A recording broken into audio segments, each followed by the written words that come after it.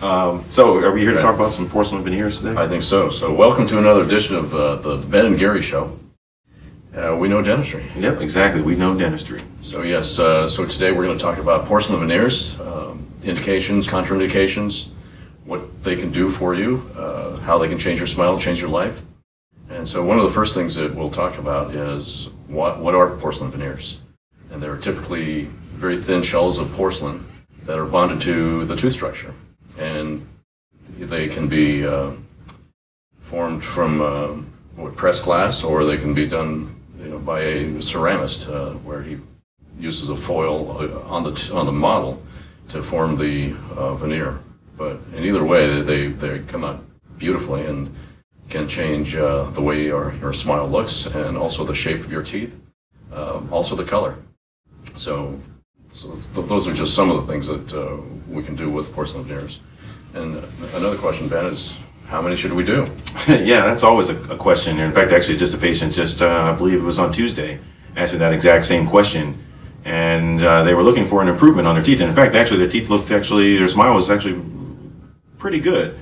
But a few chips, a little bit of wear, and the color of this individual's teeth were something that they wanted to address as well. But they just wanted their most youthful looking smile. And as the individual came to us, they had sort of, I guess, what would be looking like more like a worn set of teeth in the front. And porcelain veneers were the perfect solution for this individual. He's young enough where he still wanted to have a youthful looking smile and wanted to be able to improve it. And the effect of wear and tear on your teeth and chips certainly give you an aged looking appearance. And often patients or other people don't even really know why their face might have look like there's some years on them there, and their teeth are a big function of that.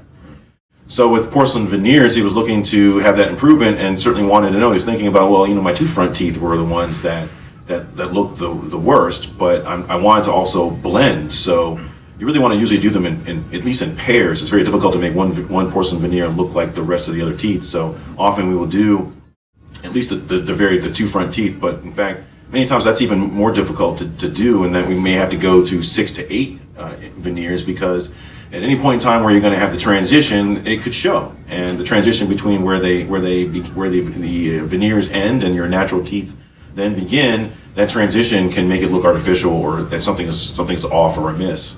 And that's obviously not what patients want to look like. They want to look as if this is their brand new smile of their own, and not have a set of or their teeth look like they were actually veneers on them. We want it to look natural. Even if there's going to be an improvement in color and making them look whiter, that's something that we want to make sure is that it's going to blend in, right? And that this is something that they were really honestly born with. Right. So one thing that patients often want to do is they want to lighten the shade of their teeth. So we can do that just with veneers, but oftentimes it's better to do the bleaching procedure before the veneers are placed. So your starting shade is lighter, and the end result can be a much wider, brighter smile. And so, as Ben said, sometimes it's only necessary to do 6 veneers across the front from cuspid to cuspid. But oftentimes, the veneers, if they end at the cuspid, then the bicuspids sometimes are a little bit depressed. So to really finish the look, it's better to extend it to the first bicuspids or the second bicuspids, which are the first and second teeth behind the eye teeth. So that just makes a big difference in the end result. So patients usually are much, much happier when they do a much fuller look like that. Yeah, that's really the ultimate. Is when you're going to be able to make it such that wherever the transition point is out of their full smile. Right. So everybody's a little bit different. There's a lot of individuality amongst our patients, and some people have smiles that they show all of their teeth and gums. Some patients have smiles that are very broad and they show back to their first molar teeth. So it depends on how discolored teeth may actually be to help us determine which teeth are we going to actually do and how far back. So the simple fact that they have a wide smile and they want to have a big change in color, then it usually means we're going to end up doing more teeth. And that's really pretty much to round out and complete their smile, so people cannot notice the transition between what's man-made and what you were born with. Right. So the other thing we have to consider is the alignment of the teeth. Sometimes you have crowding, and at times it's best if there's an excessive amount of crowding, then it's best to have the teeth basically straightened out with orthodontics.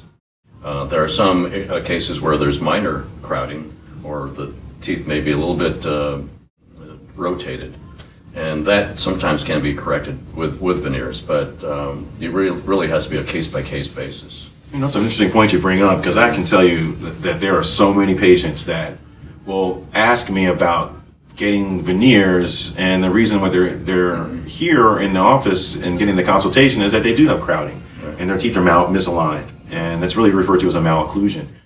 Veneers can give you that instant smile, but boy, do we end up doing so much more to your teeth. We have to grind down your teeth far more if they're out of alignment, and then try to do and straighten your teeth with the veneers. But honestly, that is not something I would actually do for my own mouth. It's not what I would do for my family members.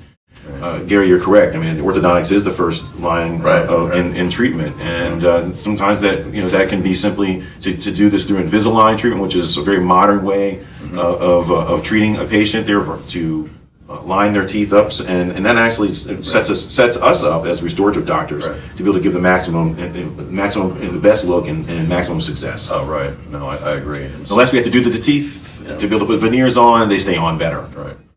So sometimes once the teeth are in alignment, patients sometimes think, well, there's nothing else that I want to do, so we leave it at that. Yeah. And I think that's a much more conservative treatment that we can do. It's a better service, obviously, since they still have their own natural teeth. Well, it's the right way to do it. I mean, if you were my patient, I would do it that way. I would not want to simply just arbitrarily grind down teeth, just to be able to get the desired look. And that, you'd be very satisfied in the very beginning, but as time goes on, having to reduce the teeth more, you can lead to greater sensitivity, or just that the veneers just don't stay on very well. And the more you have to reduce a tooth, the more you get into the inner part of the tooth, which we know you can't bond to. You can, but it doesn't really last as long. It's not as predictable. Right. So it is a commitment once you go down the path of porcelain veneers. They typically last 10 to 15 years, sometimes longer. It depends on take care of them. How well they take care of it. So at that point, they would have to be redone or replaced, and you really have to be able to know what you're doing to do that over again. So it's much easier to do it the first time than it is to do it the second time.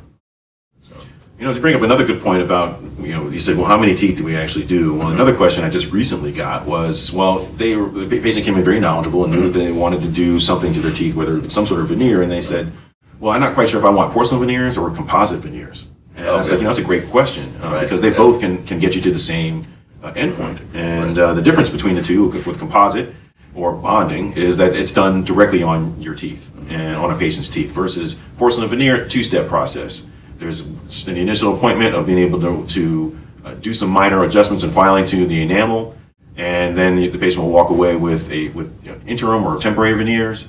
And about 2 weeks later, then we were able to swap the interim veneers out for the porcelain veneers. So it's a bit of a longer process. I think the difference that patients will notice in them is longevity. With composite, it's probably not going to stay and last as long and remain in the ideal state, versus a porcelain veneer. If there's no chipping, it's really not going to change in 10 to 15 years. So they're going to certainly be more durable. Right. Oh yeah. But when you need to repair a veneer, often it's a replacement typically. Versus with composite, it's far easier to be able to repair that one directly in small sections, small areas. So it's great for younger patients, the ones who I get from the pediatric dentist, who are still very young, and that you just don't want to start doing irreversible procedures to patients who are in their teens, because everything that you make is going to have to be replaced. Anything man-made is going to have to be redone. Right.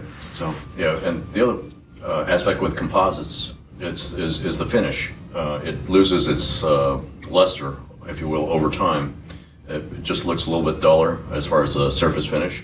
And the other thing is that it will pick up stain over time. So the shade is not as stable as with the porcelain veneers. It tends to change with time as it picks up different stains. So, and you can usually see the staining along the margins where the composite ends, and that's what we call the margin, of course. And so you'll typically see stain collect there. So those are some of the little drawbacks with composite or direct bonding.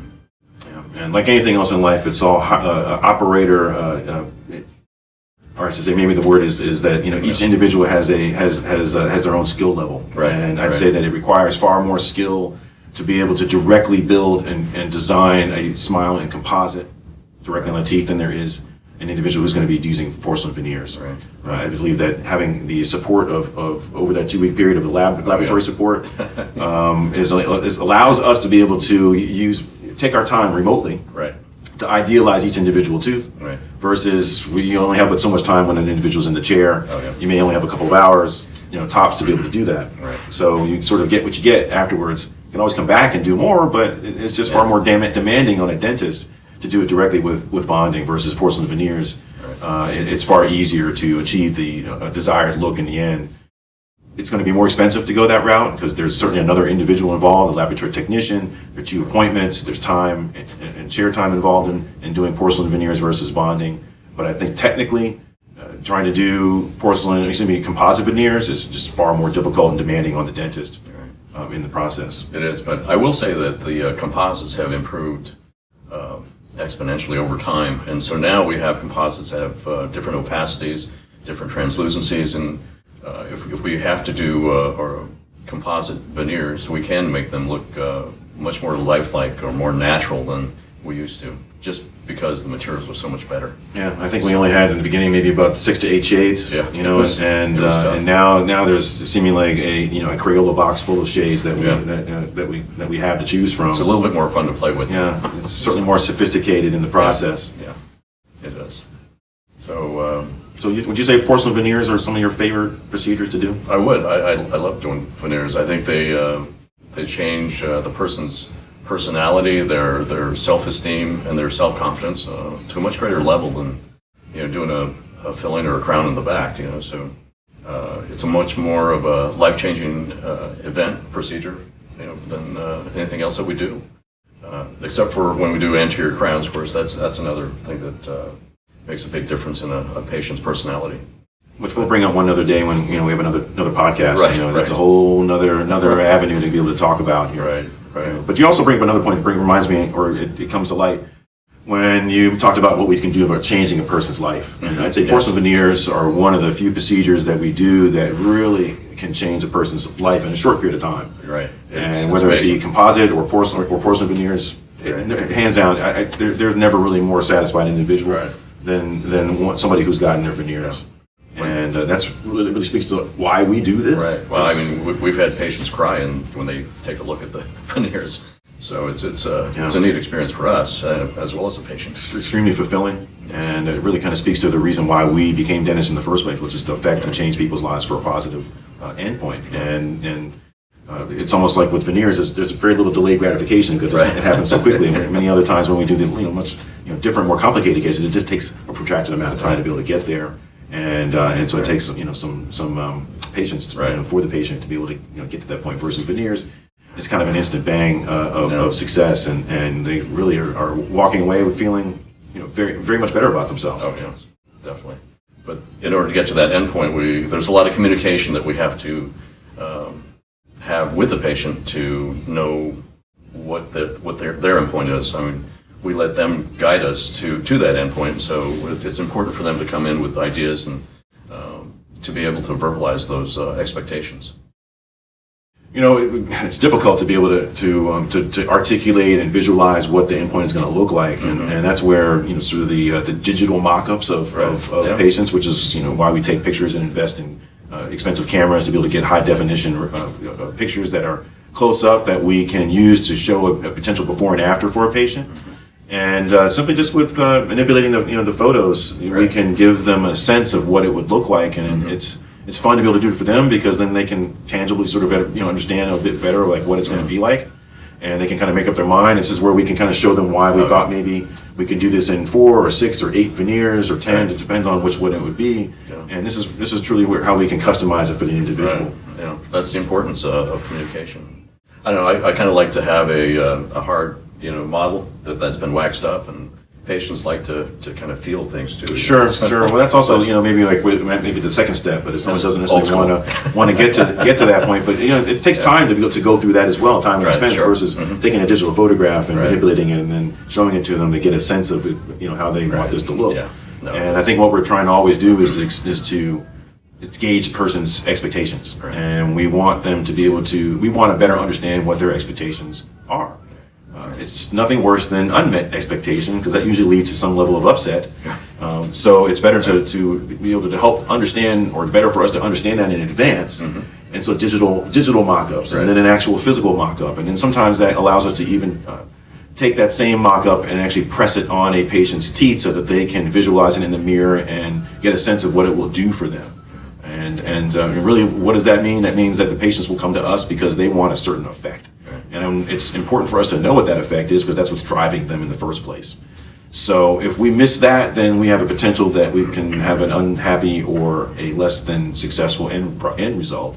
Hey, listen, we're here in the business to be as specialists to be able to know exactly what the patient wants, to be able to deliver on that. And if we don't spend the time up in advance of, then it's pretty much just luck if we're going to get there. And we're not into trying to. Luck is great to have, but we're not relying on luck. Yeah, well, preparation is 90% of what we do, and 10% of what we do in the clinic, right? Yeah, So, absolutely. Absolutely. So, Okay. yeah, porcelain veneers have been a great advancement. Yeah. In fact, actually, you talked about a couple of things there in terms of how are they actually fabricated. There's traditionally, there's a lot of done by hand, where they go from a liquid and a powder, and they mix it together, and they shape it and put it into an oven, and you go through several steps of layering the porcelain to really build it from nothing into something. And there's a wonderfully aesthetic, more current and modern ways are to be able to do this digitally, where they're digitally mocking them up, and then through CAD technology, and then milling afterwards out of almost like Michelangelo out of a block of nothing. They are able to mill out the veneers. And but however, those might be very durable. They might be the newest and latest thing. But I have to say that if you're an individual who might have a challenging color, or we're really trying to be ideal in our matching, that is the new way, but it's also maybe a harder way, to be able to match in for a patient. Well, that's why we have an on-site lab and let Rick do his magic. So. That's why we kind of able to set ourselves apart. Is having our own lab on premise. And trying to do it the more traditional way. We have both ways at our fingertips to be able to do it. But I think that without having our own lab on premise, we would not be able to determine. We would probably pigeonhole into one particular way of doing it. Right. And if you're sending things off remotely, you're not able to kind of give the nuances that are necessary to be able to give a customized smile. So it's having knowledge and having that in our office is a bit of like Shangri-La. I feel spoiled. Yeah, extremely spoiled. Yeah, but it's a wonderful way to practice. So, anything else to conclude at this point in time? Gosh, I think that I'm at a loss for words. What happened? well, I think there's so many things to talk about, but I think we'll leave it at that today, and come back another day for another episode of the Ben and Gary Show.